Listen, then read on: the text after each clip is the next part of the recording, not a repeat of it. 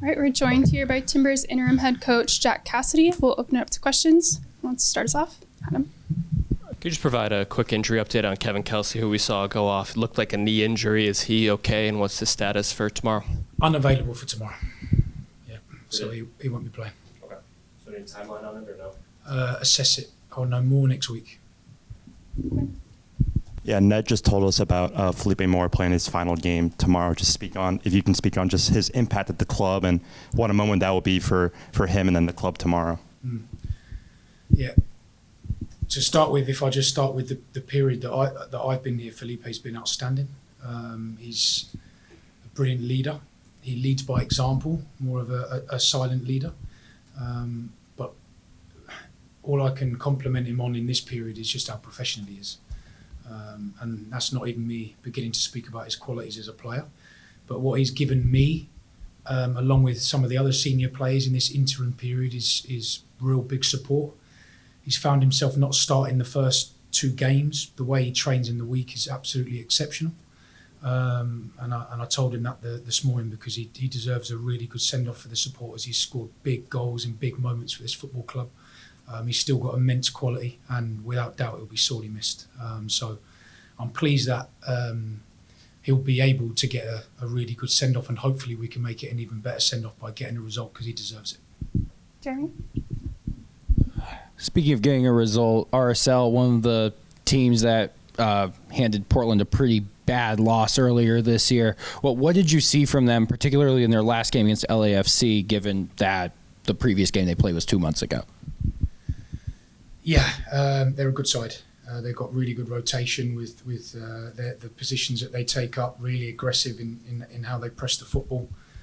We've not focused so much on the previous game against them, to be honest, because we've tried to tweak things slightly differently since then. So we've just focused on what are we going after right now in this period, and then how do we match up against them, and what are the spaces we need to protect, and what are the spaces that we need to exploit. And we've done that with every opponent and followed that same process. But we're aware of how good they are. And these run of fixtures have been tough for us. You know, when we look at these first 4 games back, I know Seattle have slightly dropped out the top 5, but 4 games against the top 5, two of them being against Seattle, it's a really difficult run of fixtures. And I think the way that the players have equipped themselves in the first 2 games, I believe we have made improvements without a doubt.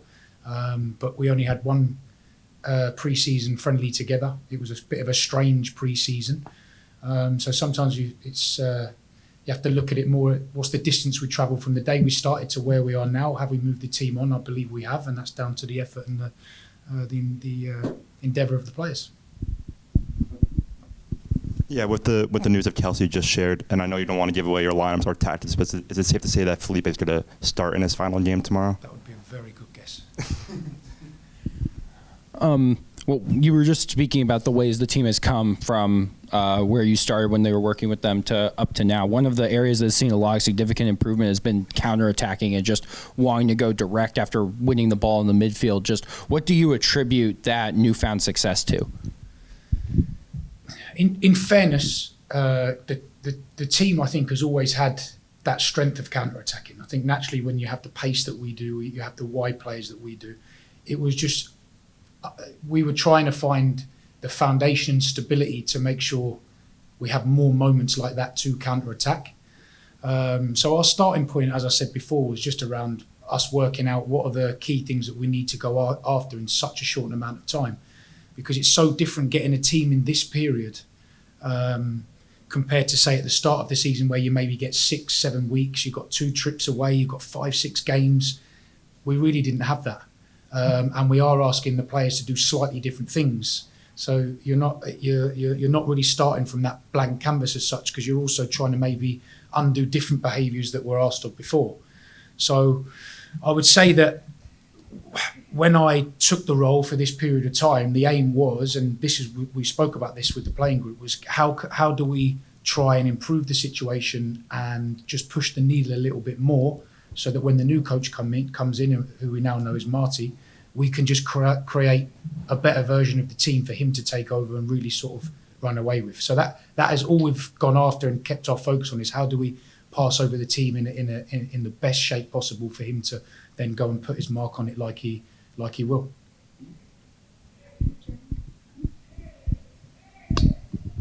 guys have faced 3 very different systems in your brief tenure here as interim head coach. How is RSL different to that, what you saw with Dallas and Seattle? They play with that wing back, they like to play quick up the pitch, and obviously Xavier Goza likes to get involved in the attack. Yeah. Three different games tactically. They provide challenges with the players that come into the pockets. They're very aggressive in the way that they press.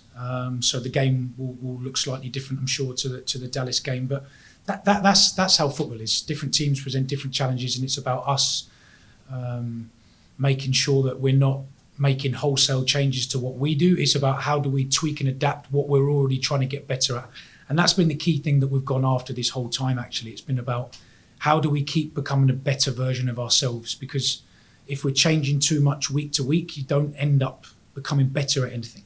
So that we've tried to be really consistent about what we've been working on with the players.